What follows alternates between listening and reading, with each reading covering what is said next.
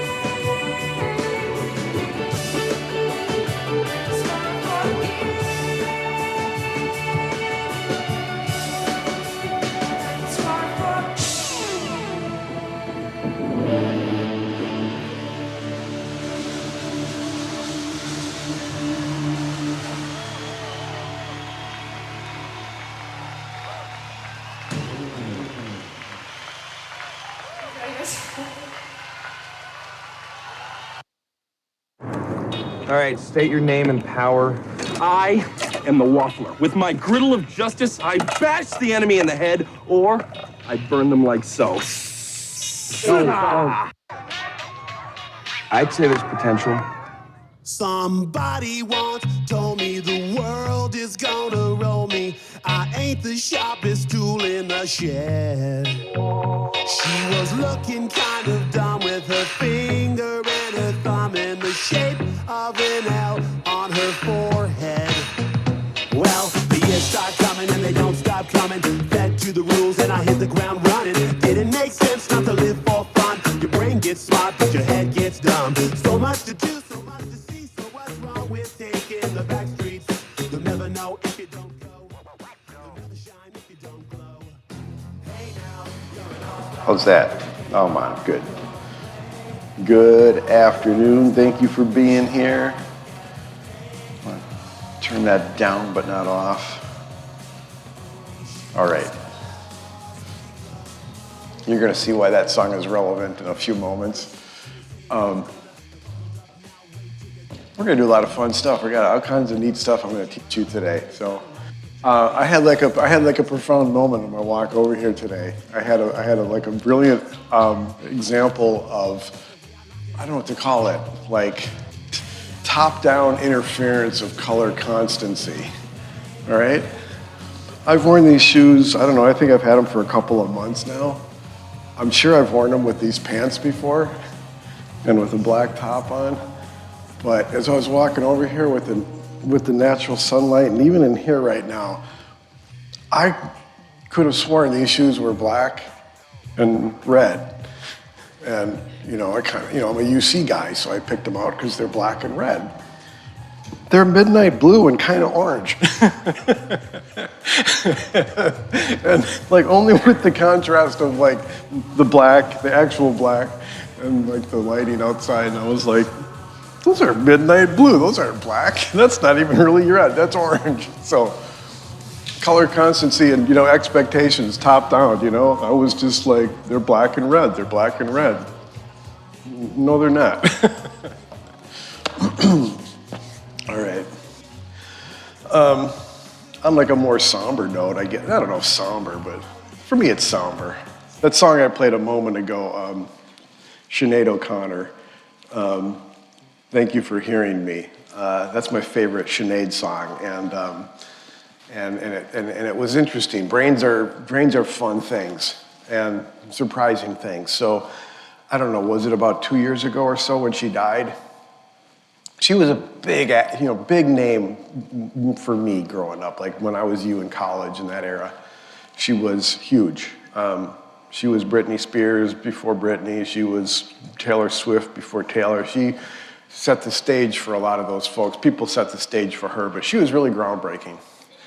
And she had one big song that she was really famous for, and I didn't really do much for me. But anyway, that song, Thank You for Hearing Me, was not a hit. It was not, I don't remember it being on the radio, but somewhere or another I did hear it, maybe only once back then. And the lyrics, I had occasion, I don't know, I listened to it a little bit. I kind of heard the lyrics and it got lodged in my brain and it stuck there and then just went dormant and latent. And then when she died, I started, revisiting some of her music, and like I was walking home from the Banks, and Pink was playing in the stadium that night, and I'm walking outside, and it was the day I think it was the day after Sinead died, and this was just all really this was just a neat symphony of coincidences that happened then. So. I got a little ahead of myself. I didn't yet remember the song. This is what triggered my memory of the song. I was outside on the sidewalk right outside Red Stadium, and the concert was going on, and Pink pulled Brandy Carlisle on stage. I think she was here with her. Were any of you there? No. And they did. Big song just fell right out of my head. I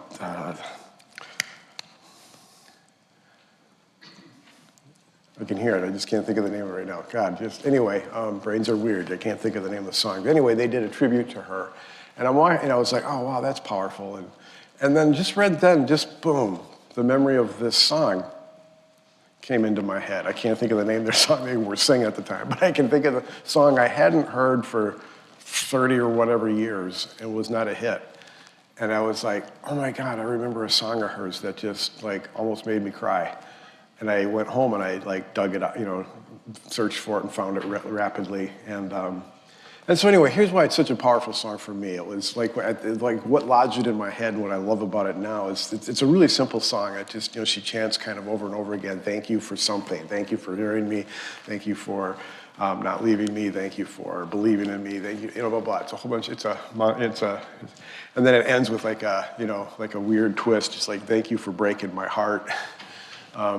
anyway, it's just about life and, being grateful for your moments and the people in them, in your life and so on. Anyway, at the time, it meant, like, back then it meant something to me because it just made me think of my grandfather. And, like, on the course page, I had a link all semester long, right around spring break time, that you were hopefully going to watch, called Be Present. And it was, I don't remember if I gave you my little Be Present talk in class. Did I talk about my grandparents with you guys? That's in that video. Anyway, I talk about my grandparents in that video. If you saw it, you know what I'm talking about. And if you don't know what I'm talking about. But anyway, I talked about my grandparents, and I had a really close relationship with my grandfather, who was important to me. And growing up he was, my dad is one of 4 boys, all boys in his family. They all just grew up like, jocks, and just, sports were important, and hunting, and, just everything was sports. They get together and they just fight. They'd almost fist fight about sports. I remember, like, for fun little, with cousins, we'd have like a little softball game or something like that. And the brothers, the uncles would start fighting and almost get in a fist fight. We'd have to stop playing because these guys anyway, I grew up in that kind of, like, and I wasn't that. I wasn't, sports weren't big for me. I was tiny. I just didn't feel, anyway. And my grandfather, like, kind of, he heard me. He heard me. And one of the lyrics in there is, thank you for being gentle with me. And that song, it makes me think of my grandfather. So it's a powerful, meaningful song. And so when she passed, I just kind of got a new appreciation for Sinead O'Connor. So your generation, you guys don't know about Sinead O'Connor. So if you don't, look her up. Listen to her music and listen to the lyrics. And I think you'll find something that resonates with you.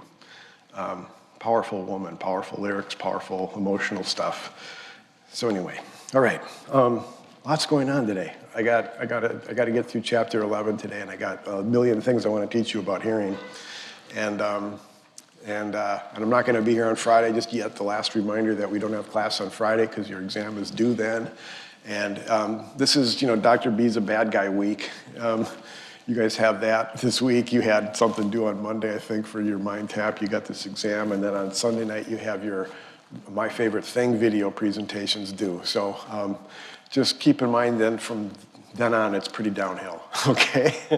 So only a few more chapters, and maybe some of you won't even be taking that 4th exam because you might not need to because you're here and you can throw out an exam and all that kind of stuff. So speaking of being here, let me get a code up on the screen because I don't know where one's coming up. And I'm holding my breath that I updated it. Let me put that up there just for a second so you can scan that, and I'll move on. You guys will let me know in a minute if it works. I did set the new date, didn't I? Yeah, okay, good. All right. I bypassed my latent question about, do you have any questions for me today before I begin? Gosh, and maybe I told you I would come back and pick up where we left off on this video, and I'm gonna do that. Nuts.com is a snacking utopia. This dude was giving you some more information about things like, how frequencies work and our hearing, and how they're related to pitch and our perception of those pitches. And he talked about the missing fundamental and gave some examples of the missing fundamental. And then there's like an advanced little doodad about the missing fundamental that's related to the missing fundamental that that he was about to explain. So that's kind of where I want to pick up where he was. And so he's going to explain a phenomenon he mentions that I mentioned and that he mentions early in the video about how you hopefully now with all the demonstrations and talks I gave you about the missing fundamental can understand that like if the fundamental frequency is 100, I think their example was 120 hertz. If you just play a single like MIDI computerized sine wave 120 hertz tone, you'll hear it as that tone, all right? And then Harmonics are if you know, not doublings, but if you add that frequency to itself, so play 140 and then 260 and so on. If you play multiples of a frequency, you'll hear that bass fundamental tone. That'll be the pitch that you hear, even though higher multiples are individual, you know, if you played those individuals, you'd hear them as higher notes, higher tones. Okay? So individually, you'll hear them each successfully higher. But when they're combined together, you hear the fundamental. Okay? And that's already fascinating. There's, I guess, 3 fascinating things here. The fact that even with multiples of higher frequencies simultaneously played, you perceive that lower pitch, the fundamental pitch, which is always going to be lower than the multiples. Okay? All right. And that's, you know, interesting thing number 1 already. Then the missing fundamental phenomenon is that even if the harmonics are there, but that fundamental is missing, you still hear it as the pitch, even when it's not even there. And that kind of reminds me of seeing black on a white screen. You're seeing black and it's not even there, okay? So it's related, it's similar to that. All right, and, you know, if you got enough of those harmonics, it can be not even just the fundamental that's gone, but maybe the first and even, you know, even some of the next harmonics will still give you, you know, the missing fundamental tone and pitch that you'll perceive. Okay.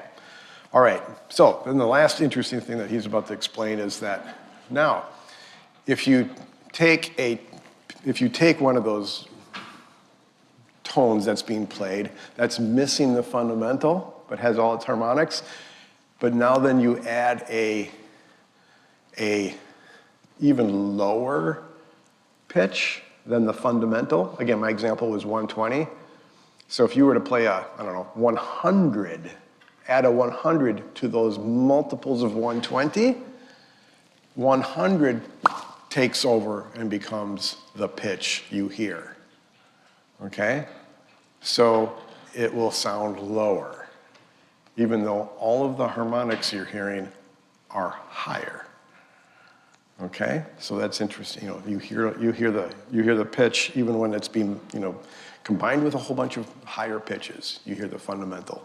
If the fundamental's gone, you'll still hear the fundamental. And then if you disrupt the fundamental by adding a lower pitch to it, now it automatically becomes the fundamental. Whatever the lowest pitch is becomes, boom, that's the fundamental. That's the tone that's the one that your brain locks into and says, that's what I hear. Even if you've got a whole bunch of higher harmonics added to that. So he's gonna give you an example of that. So I just explained what he's hopefully gonna explain, maybe even better than I did. I don't know where I am, but some volume would help. 330, 440, 550. Sorry, he used 110, not 120. What we find is that the more multiples of the 110 that we add, the tone quality changes, but the pitch that we hear, 110, does not. So now let's listen to what happened. Changes. I'm going to play that again, just because I want you to pay attention to what you're hearing. Multiples of 20, back up. 330. All right. Again, once again, I misspoke. He's used 110, not 120. But listen to the tone as he keeps adding the multiples, the harmonics to it. You still hear you still hear that fundamental 110 pitch, but it gets richer, okay? And again, 220, 330, and so on are higher pitches, okay? 30, 440, 550, and 660 hertz. What we find is that the more multiples of the 110 that we add, the tone quality changes, but the pitch that we hear, 110, does not. So now let's listen to what happens when we remove the fundamental frequency of 110 hertz. We still hear it. This is the phenomenon of the missing fundamental. We can explain this if we look at what actually happens when we add these waves together. The resulting sound wave is a lot messier, but it still has a regular repeating pattern. And the period, which is the shortest repeating section, is exactly the same as the fundamental. This is what determines what we perceive as pitch. Well, let's look at the resultant waveform, having removed the fundamental frequency. What you'll see is that the shortest repeated section still has the same period as that of the fundamental frequency. And therefore, even though we've removed it from the contribution of the tones forming that sound, we still hear it, because when you combine all of the others, it is still there. So this tells us something really interesting about how we perceive pitch. So let's consider a set of tones, 220, 440, 660 hertz. When we combine all of those, the pitch that we perceive is the lowest of these, 220 hertz. The 440, 660 are multiples of the fundamental, and they are therefore harmonics. But something really weird happens if you add yet a higher frequency of 770 hertz. 770 hertz, adding this, results us in perceiving a pitch that is lower than anything of those waves. It's 110 hertz that we are perceiving as a new pitch. So this isn't a case of our brains playing tricks with us. By adding a frequency of 770 hertz, we have changed the waveform, and the pitch of that waveform corresponds to that of 110 hertz. Thanks for watching this video. Good. If you really liked it, then please do subscribe. This example is slightly different than I gave. I gave the example of you added a 100 and, but he's creating, with that, you're creating a new fundamental frequency of 110, which is lower than all the other pitches, okay? So yeah, your brain is doing, your brain was doing remarkable things for vision, of course. I mean, fascinating, but there's something almost, to me, even like weirder and eerier about what it's doing to sound waves, right? Like this would be really complicated mathematics, and your brain is like a little computer. It's like in this regard, it's like it's doing some fast Fourier, transformations or whatever they're called, in mathematics, and you're not sitting there like, I got to calculate this. I don't know. I mean, you're like, it's absolutely 100% like unconscious. You can't even bring it to consciousness. I mean, it's just what your brain. It's amazing what it's doing. Okay, this is grayed out, so I'm going to skip it. All right, so don't worry about these. This comparison of equal loudness curves. All right, so advanced topic. You don't need to. I wouldn't ask you questions about that. So yeah, this is, some of this feels a little out of sequence, and the chapter goes on and talks more about pitch, even though we've just been talking about pitch and octaves, and the piano is an instrument that has, 8 octaves on it, 88 keys, I believe is that 10 I don't even, so I'm going to, anyway. So what we've been just talking about, adding harmonics to things and adding what I've only been calling, like, it adds to the richness of the tone compared to like a simple sine wave, individual tone played. When you add the harmonics to it, you get a richness, which we call timbre, which is a strange pronunciation for that word, but that's pronounced timbre. And there's some, so the harmonics and the individual amplitudes of those harmonics, which in different, which the thousands of different instruments that we've created and can use, can each create their own collection of harmonics for a given note that could be played on it, all right?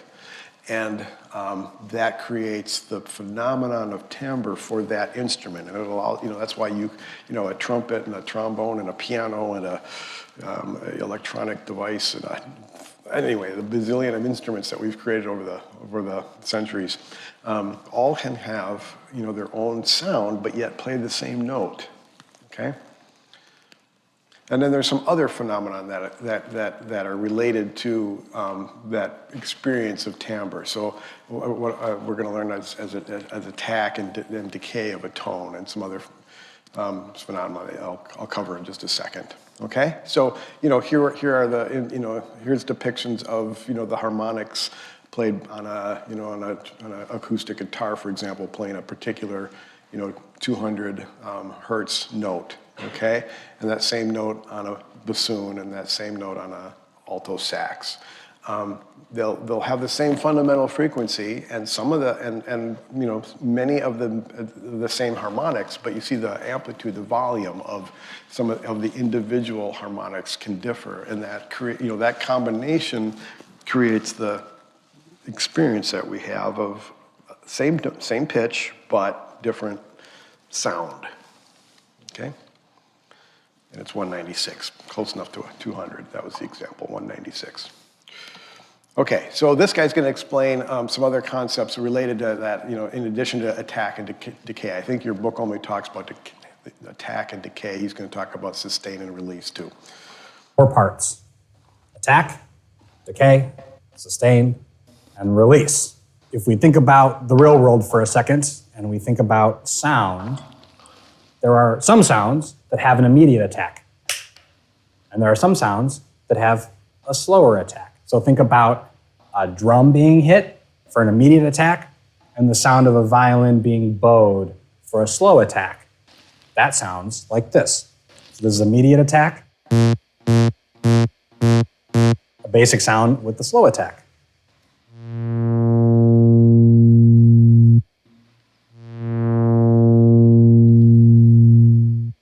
But after we've attacked, we have to decay.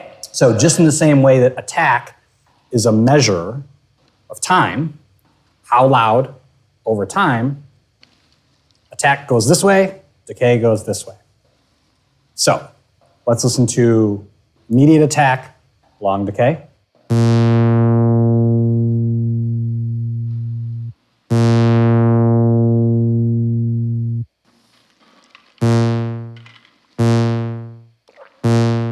Pretty simple. Now, a couple things that I've discovered over time. Because to tell you the truth, envelopes, I had to think about these for a while to really figure out what's happening. So attack is a measure of loudness over time, and decay is a measure of loudness over time. But what level of volume are you eventually decaying down to? And that, my friends, is what we call sustain. Attack, decay, sustain. So sustain is the relative volume of your sound after the attack and decay portion have finished. If you want to make a sound that completely goes away after a short period of time, you put your sustain at 0. Sounds like this. And this is what got a little tricky for me at first. Even if you hold the key down, there's not going to be any sound if you have no sustain. Right? Fingers still down, no sound. And that might be different if you've come from an acoustic piano or other types of keyboard instruments. The way you program the sound is different than your playing technique. You're probably going to want to have at least some amount of sustain so the note rings out. We'll set it at 3 on a scale of 1 to 10, and you can hear after the decay it sort of settles into a quieter final volume.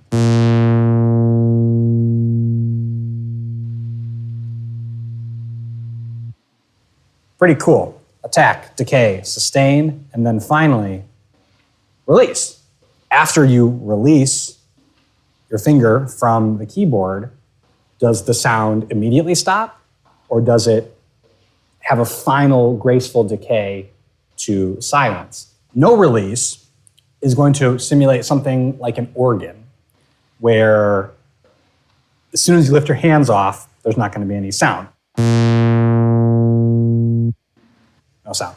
A little bit of release. A little bit of sound. It's a nice way to add a bit of a tail or a sort of graceful. So I hope those 4 phenomenon with the attack and then the 3 sorts of decays, things related to decay, makes some sense. So you can start to listen to, especially like musical instruments, but other sounds that you hear, like some things have immediate attack and release, and other things fade. the human voice, right? Some of the sounds that we make when we talk have a gradual increase in volume, and sometimes, there's, sounds that we can make with our mouths that are, have a sudden attack and a sudden decay. Okay, so anyway, start to pay attention to those kinds of things as you listen to sounds. So for instance. All right, so now we're gonna find out why I played Hey Now You're a Rock Star. We're a bicycle company, but we try to utilize technology in any way we can to keep us competitive. Gemini and Google Sheets helps. Sorry, if you're... You may recognize the song being played as All Star by Smash Mouth, and if you do, something amazing is about to happen.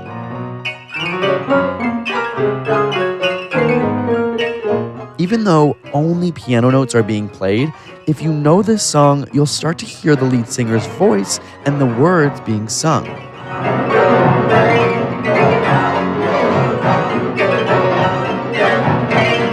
I swear, what you're hearing is 100% digital piano, simply matched to the frequency of the original song and not mixed with real vocals. And yet, you can hear the words. This speaking piano shows a similar phenomenon. It's hard to make out what it's saying, but as soon as words are on screen, you begin to hear it talking.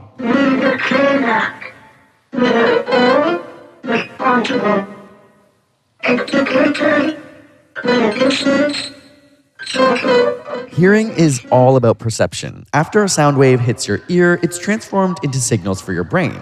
But your brain gets so many external signals that it can't process it all at once, and so it uses context to craft what you're hearing. You hear the lyrics because the brain uses information it already has to understand the world around you, which is why if you've never heard the song, it will sound like nonsense. But even without words, we sometimes hear things that aren't there. Take this jumping transmission tower, for example. Around 20% of people will actually hear a thud each time it lands in a phenomenon known as visually evoked auditory response. All right, now the example in this, I don't think they play it long enough for you to really be able to test it. So, but I am curious to see if any of you actually hear a thump every time that other antenna, whatever this thing lands. Do you hear it? It's a type of synesthesia, which is when the senses like hearing and sight get crossed in the brain. Expectation is also playing a role here. A 2006 study scanned the brains of participants who were told they would eventually hear a sound. As they were listening to the silence and expecting to hear something, the auditory cortex was activated in the same way as when you are actually listening to sound. So, do you hear it now? Our brains are pretty good at filling in the gaps, like in this audio clip. The state governors met with their respective legislatures convening in the capital city. But now listen to it with the cough removed. The state governors met with their respective legislatures convening in the capital city. There's literally a full syllable missing, but with the cough, people tend to hear the entire word. The state governors met with their respective legislatures convening in the capital city. This illusion is known as temporal induction. Your brain fills in information to make sense of the world. Now listen to this rhythm.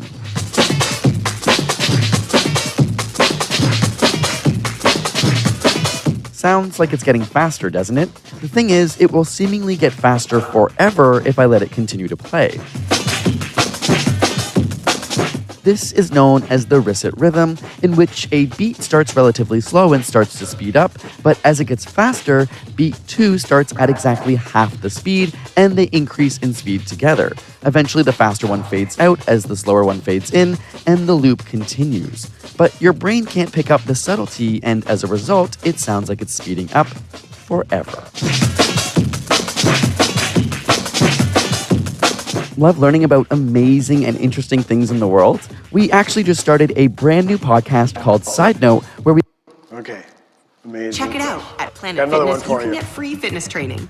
Save $28 or more when you join for just $1 down, $15 a month. Cancel anytime. Deal ends Friday, April 11th. Join today and get up to Give me a skip. $140 off. Let's Factor, skip. ready-to-eat meals. Many of us have become quick to catch illusions that trick our eyes, but how often do you consider illusions of the ear? Are you really able to trust your ears and the things they hear? For example, listen to Greg speaking. Can I skip this? Because this is the McGurk effect, which you guys know well now. What do you hear? If you heard bar, bar, bar, you'd be right. Sometimes you see a circle flash on screen. Skip a few minutes. Let's do that one more wait, time. back How many up. times you see a circle, which wait. shows how our visuals can alter what we believe we're hearing. This next Now I one's want you cool. to count how many times you see a circle flash on screen. I tried doing Let's this do that with- one more time. Did you see it flash twice? Many people do, yet without the sound, it becomes clear that the circle is only flashing once. In this case, the sound has altered your perceived vision. I did a version of this before, and it was unsatisfying, right? I played that for you like months, like a long time ago. I tried doing it with PowerPoint, and it didn't work. And even in here, projectors and stuff, like if you do this on a laptop or your own device, it's probably going to be clear. Let me play that again for you, because it's probably... Yet without the sound, it becomes clear that the circle... Let's do that one more time. Did you see it flash twice? Many people do, yet without the sound, it becomes clear that the circle is only flashing once. In this case, the sound has altered your perceived vision. The next one works best with other people around. I'll play 2 tones, and you tell me if they're ascending or descending. In other words, are the notes played from low to high or high to low? Listen to this. All right. Did that go low to high? Raise your hand if that went low to high versus high to low. Low to high. How many thought it went high to low? See about an equal split. Okay, that was just one example. Which was it? How about this one? Write down what you heard for each number and let us know in the comments. Chances are, if you compare with enough people, you'll all have different answers. Surprising? Try some more. And this one.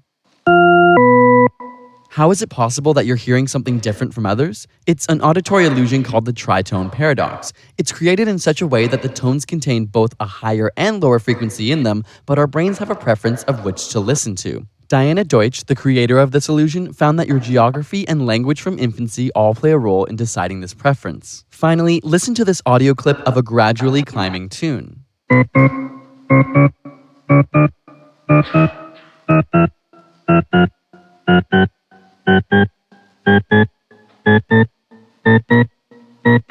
And yet, if I play the exact same clip back to you, it will sound like it's only continuing to climb higher and higher. I swear this is the exact same clip I just played. You can rewind that section of this video over and over and check for yourself. Try it. Each time you start it over, the tune is seemingly climbing even higher. It's called the shepherd tone illusion, of which try it. Each time you start it over, the tune is seemingly climbing even higher. You can rewind that section of this video over and over. It's hard to do YouTube. You can't go precise. Sorry. I was just going to talk for a few seconds and then play it. And then, like, you can play with this on your own to see, like, how long does that memory for that effect last? Okay? At some point, your brain will reset. And then, you know, when it first played, you heard it going, starting low and continually getting higher. Then he paused it, and he talked for a moment, then he continued it, and it picked up, I bet it picked up right where you left off. And like you said, it's playing the same loop over and over again. It isn't increasingly getting higher. That's the illusion, okay? That's the same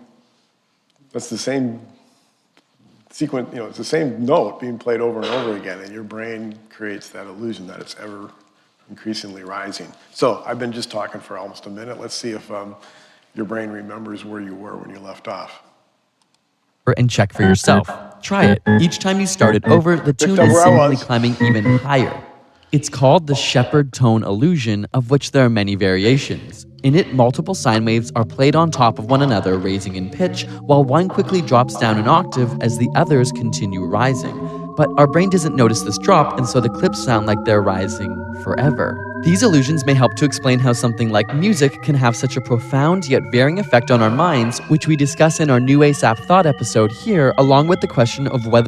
Okay, that background tone that was being playing was another example of this illusion, okay? So you heard that in the background increasingly rising, didn't you? Okay? You know, it's the same example. All right. I don't have time to play Hank, so I'm going to skip Hank. All right, so with my about 15 minutes, I'm going to try to explain how all of this works now. So we just did lots of like kind of unusual examples, that are, but we still kind of have to talk, we have to cover some of the basics here, okay? So I'm gonna fly through some of the really basics, like the parts of the ear, all right, and what they're doing, okay? So this flap of weirdness that's on the side of all of our heads, is individual for us, and it's called the pinna, and it doesn't serve to just hold our glasses up and to, give us, reasons to tease each other, but it's helping to funnel in sounds, and it's doing a whole bunch of, your pinna is, your brain, grew up alongside your weird flaps, and, if you have to have cosmetic surgery for any kind of, usually terrible reason to have those things replaced or redone, you will have a disruption to your hearing, okay? So it's helping you not just funnel the sounds in, but it's helping you localize sounds, and, it's just remarkable the differences that your brain hears between your two ears, just a few inches apart. Sounds are reaching them at slightly different times, and that gives you that helps you determine where a sound, which direction it's coming from. Okay, so that's the outer stuff, and we'll see some more about that in a moment, okay? And this is a little out of place, but I'm going to play it since it's on the screen. I should have had this a couple slides later. So anyway, it's going to rattle. The sounds are going to get funneled into your ear canal, and at the the inside of your ear canal, there's the tympanic membrane, and the air hitting that is going to vibrate that. And the analogy is always like the membrane of a drum, and then connected to that are the little tiny ear bones. We'll talk more about those in a second. And the ear bones, the job for the ear bones is not just to transfer it to the inner ear device, but to also amplify it, to give it some resonance. That's also what the pinna and the ear canal, we've evolved to, it's just a particular shape and substance that's just being utilized, and it's giving what we call resonance to a sound. So here's a neat demonstration of like the importance of resonance. So check this out, this is kind of clever.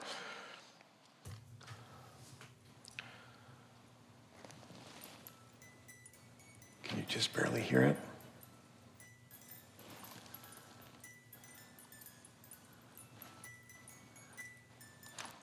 I'm deaf. So could you hear that just a little tiny bit? Okay, all right. So anyway, if he's just playing it in the air, it's lacking resonance, okay? And I can just barely hear it. So anyway, you're about to see what, sticking it down on top of the tabletop, what that does.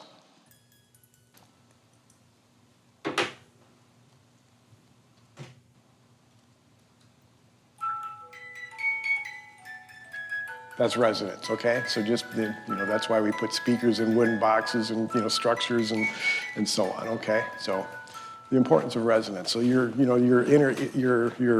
and your ear canal and then those bones and everything are, it's not just amplifying it, but it's also giving it some additional resonance. All right, so yeah, you get down to the middle ear, and we're talking about a tiny little space. So, those are the three bones that are inside there. I love this image to give you an indication. Those are your three smallest bones in your body. And it's just very strange, creation of evolution to, develop, this three-part way to give it some resonance and some amplification, and to take the vibrations from the outer tympanic membrane to the inner oval window attached, as part of the cochlea. All right, so yeah, you've all seen schemas of this. So I'm going to skip. This is all pretty basic stuff you probably learned in high school and so on. All right, so this is that cochlea and the auditory nerve coming from it, and let's take a deeper look inside of the cochlea, and I'm going to skip that. And I'm going to, God, I love it. I don't have time. I got to skip some of this too. So I just going to quickly mention that, you got muscles connected to those bones, and you have muscles connected to those bones because you've all probably experienced this. You've gotten back into a car that you've driven and you left the stereo on when you shut the engine off. And then when you got back in the car, the next day or whatever, and started the engine up and the stereo jacked up to the volume you were playing it at, did you surprise yourself? Like, did it startle you? Like, how come I had it on so loud? Your brain is constantly using feedback to, and these muscles tighten the eardrums to, the bones and, keep this from vibrating too much, and say so when you get back in the car, you're missing that feedback, and they're not holding on to those bones like they were when you were listening to it. Okay, so anyway, feedback system. Gross or not, I love this image I found, to show you the relative place for all this. So I don't know. When I saw this, I was sort of like, I never really thought about it like, what does all this look like from the front? So if you've never thought about it, you're welcome. There you go. So you know about your eustachian tubes. Many of us are about to get our eustachian tubes just kind of disrupted for about the next couple of months with all the pollen and the reactions that we're going to have to it. Blocking that up. So anyway, yeah, your middle ear is like, straight back from your cheeks. I don't know. I just never I don't know. All those, decades before I saw this, I never really thought about like, where is my inner ear? Where is that cochlea? It's like straight in from like your cheeks. All right. So, but Hank, explain. Thanks, Jerry. Join Planet Fitness today for $1 down and get up to $140 off Factor ready-to-eat meals. Deal ends April 11th.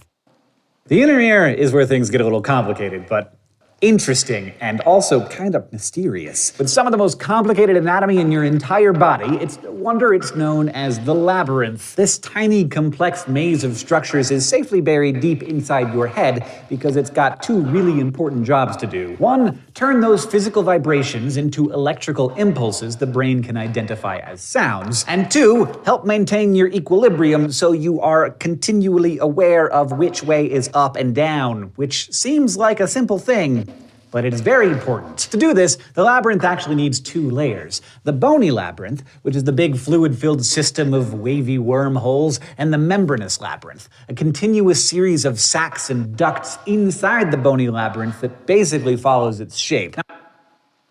WGU's pre-licensure nursing program is your ideal opportunity to become an adding RN commercials and to earn the your commercials bachelor's of now. nursing. Our program blends online coursework with in-person.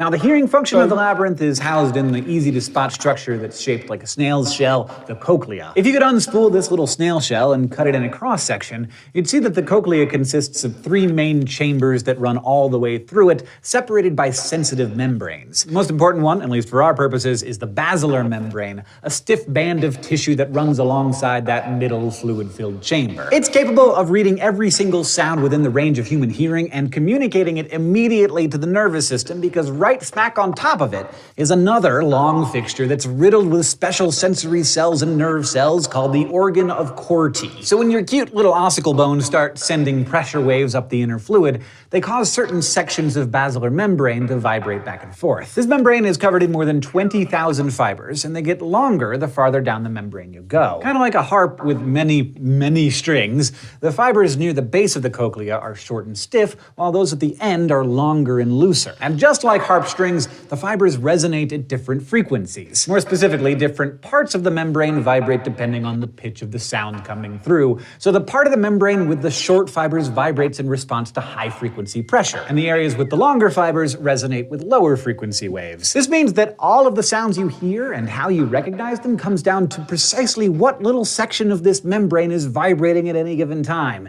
If it's vibrating near the base, then you're hearing a high frequency sound. If it's shaken at the end, it's a low noise. But of course, nothing's getting heard until something tells the brain what's going on, and the transduction of sound begins when part of the membrane moves and the fibers there tickle the neighboring organ of Corti. This organ is riddled with so-called hair cells, each of which has a tiny hair-like structure sticking out of it, and when one is triggered, it opens up mechanically gated sodium channels. That influx of sodium then generates graded potentials, which might lead to action potentials, and now your nervous system knows what's going on. Those electrical impulses travel from the organ of Corti along the cochlear nerve and up the auditory pathway to the cerebral cortex. But the information that the brain gets is more than just like, hey, listen up. The brain can detect the pitch of a sound based solely on the location of the hair cells that are being triggered. And louder sounds move the hair cells more, which generates bigger graded potentials, which in turn generate more frequent action potentials. So the cerebral cortex interprets all those signals and also plugs them into stored memories and experiences so it can finally say, oh, that's a chickadee, or a knock at the door, or the slow burn of an 80s saxophone solo, or whatever. So that's how you hear. But we're not done with you yet. We gotta talk about equilibrium. The way we maintain our balance works in a similar way to the way we hear, but instead of using the cochlea, Okay, equilibrium's another chapter, so I'm gonna skip that. All right, so that was a quick, quick overview of like a little bit what's going on in the cochlea. So I kind of want to, I want to take a moment, just a few moments to expand that. So the traditional thing to do is to imagine taking that curled up cochlea and and rolling it out flat. And so it's a fluid-filled like cone-shaped tube that's all coiled up. And the middle ear bones are vibrating that oval window, which is kind of the top chamber of that. And that vibrates the fluid inside there, and then it goes around the bend at the tip of it, and then doubles back the other way. And then there's another little membrane called the round window that's just there to because fluids can't compress. So that thing isn't, that's just there to allow it to compress. If it wasn't, if it was completely, hard and tight, you'd be deaf. You wouldn't hear anything because fluids can't compress. That's why your brakes work. Hydraulics are, fluids don't compress. So it needs to have a little release valve, or if you will, to like let the pressure kind of, expand out when it needs to and go back in when it needs to. All right. So anyway, all that, so that fluid is rolling along that inner membrane. Where, organocorti, where these hair cells are all implanted, all right? And so they're in there, and this gets like super complicated, all right? So now we're taking that tube and we're taking a cross section of it and looking at it, lengthwise. And so the fibers that are going to form the ganglion, which are going to be the optic nerve, communicating those action potentials up to the brain, are receiving information from those hair cells. And so you got a couple of little zones of those hair cells that are in there, and they're doing weird things, okay? So some of it makes, some of it's gonna seem intuitive and some of it's not, all right? So that's hard to visualize, so here I think I got a better, yeah. So now the bad thing is this is reverse. This is one orientation, this is the other orientation, but still a cross section of it. Okay, now the ganglion's going off the other direction. But anyway, you have inner hair cells and you have outer hair cells, and then you've got that tectorial membrane that's inside of this that middlemost sort of like layer. Okay, so the fluids are like pushing down on essentially this tectorial membrane, and it's vibrating. Okay, so you got air vibrating, eardrum vibrating, bones vibrating, the oval window vibrating and causing the lymph, the fluid inside of the cochlea to vibrate. It's vibrating this tectorial membrane, and it's finally vibrating the hair cells. Okay, so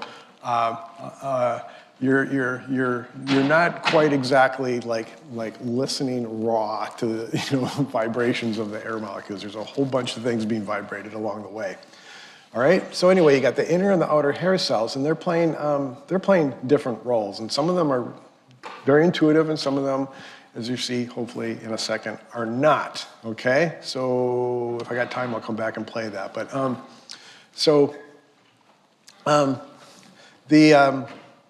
I got to remind myself. Let me peek ahead and see what I got. Let me back up. All right. So anyway, I'm just remembering that I don't remember something for sure. Okay. So don't quote me on this. I could have this reversed. So you guys that have read this far more recently than me can quickly correct me if I'm wrong. But the inner hair cells are kind of really the ones that are doing the hearing. And these outer cilia, they're kind of doing a feedback thing. In addition to those muscles tightening the bones, they're kind of holding the tectorial membrane firm or letting it loose. Okay, so these outer cilia are not really doing so much of the hearing. They're feedback. Okay, this is the information flowing in about sound. They're almost muscles. They're almost muscles. Okay. Those hair cells are kind of grabbing the tectorial membrane and holding it tighter or letting it flop loose, okay? So we're really talking about what's happening with the inner hair cells. So let's jump ahead now. And so those hair cells are they're attached to that membrane, which is, ultimately vibrating. And so those hair cells are bending. And so that physical pressure of them bending opens and closes potassium channels and allows potassium to flow out, as we've learned. Potassium tends to be at rest on the inside of neurons. These are specialized neurons. It's piled up inside, kind of dying to get out, as you learned months ago about action potentials. Okay, so that physical pressure bends them in one direction. When they bend in one direction, they open, and when it bends the other direction, they close. All right, and it allows potassium to flow or not, and that influences calcium channels to open or close, as we've learned.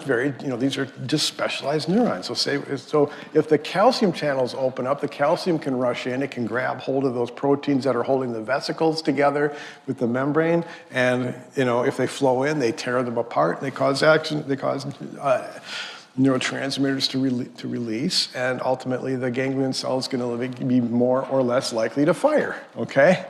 Whew. And so,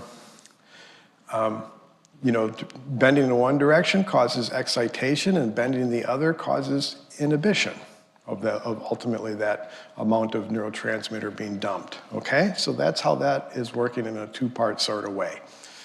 And that's unusual for a neuron, okay? So that neuron is essentially able to communicate two things, whether, hey, I'm being bent this way or I'm being bent back, okay? All right. I got 2 minutes to try to explain this guy here. If you were wondering how to pronounce this guy's name, here you go, listen. Georg von Bikishi. Bikishi, all right? That's how you pronounce Bikishi, all right? He's the guy that did, he worked with dead pig cadavers and determined that the cochlea, the membranes in the cochlea are vibrating at different frequencies, okay? And so like you said earlier, the low frequency, forms are out at the tip of that thing, and the high frequency notes are vibrating more selectively the inner portion of the membrane. And so this is the place, so your brain determines like what frequencies are being heard by just basically listening to which hair cells are being diddled with, okay? And so if a high frequency one will be vibrating the ones close to the round window, and low tones are going to be at the end. So the range of hearing that we hear is partly determined by just simply where on that membrane it's being vibrated. So that's kind of like the two theories of vision. We have to have two theories to understand how we hear pitches, because that doesn't explain all of it. That only explains a certain range of frequencies, but we hear frequencies lower and higher than that. Plus, we also have more information about sound than just tone. We got information about where it's coming from, and then of course you add the top-down processing about context and all that stuff. But that's the higher brain's function. So the place theory is just simply which place on the membrane is vibrating. But the other theory is picking up on other characteristics like patterns. Okay, and so I talked to you way back when about how neurons communicate. They can communicate by how rapidly they fire, and so how rapidly the hair cells fire, and where they fire is giving you information about the pitch you're hearing. But where you're hearing the sound from can be determined by different patterns of firing. So these things are going to fire in different patterns that give you other information about sounds. And right now, I have to make my voice stop making sounds because it's 1:15. Okay. I didn't get through everything, but then again, I never ever do. So hopefully that was enough to make you dangerous. Okay, so do well this week and get all your shit done. Have a good week, good weekend. See you next Monday.